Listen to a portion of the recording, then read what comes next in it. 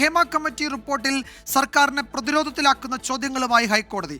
റിപ്പോർട്ടിൽ സർക്കാർ എന്താണ് ചെയ്യാൻ പോകുന്നതെന്ന് കോടതി ചോദിച്ചു. കേസ് എടുക്കണമെന്ന ഹർജിയിൽ സർക്കാരിന്റെ നിലപാട് എന്താണെന്ന് കോടതി ചോദിച്ചു. വനിതാ കമ്മീഷനെ കേസിൽ സ്വമേധയാ കക്ഷി ചേർത്തു.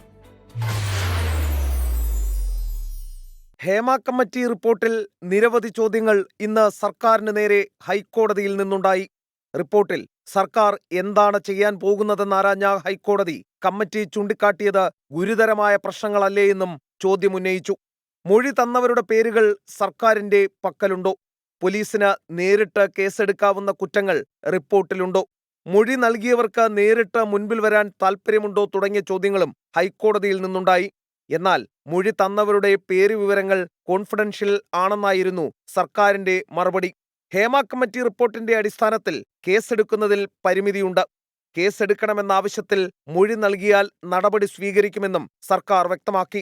സമാന നിലപാടാണ് വനിതാ കമ്മീഷനും ഇന്ന് സ്വീകരിച്ചത്. കൃത്യമായിട്ട് പരാമർശങ്ങൾ തെളിവുകൾ സഹിതം ഉണ്ടെങ്കിലാണ്, അല്ലെങ്കിൽ തെളിവുകൾ കൂടുതൽ ശേഖരിച്ചുകൊണ്ട് നടപടികൾ ഉണ്ടാവണം എന്ന് ബന്ധപ്പെട്ട സ്ത്രീകൾ തന്നെ പരാതിപ്പെട്ട് കഴിഞ്ഞാൽ മാത്രമേ, ഇതിൽ സ്ത്രീകളുടെയും പുരുഷന്മാരുടെയും പരാതിയുണ്ട് എന്നുള്ളതാണ് മനസ്സിലാക്കുന്നത്.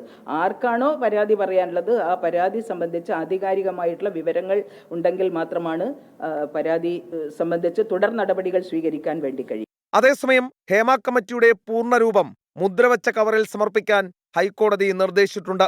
വനിതാ കമ്മീഷനെ കേസിൽ സ്വമേധയാ കക്ഷി ചേർക്കുകയും ചെയ്തു. എസ് ശ്രീകാന്ത്, 24, കൊച്ചി.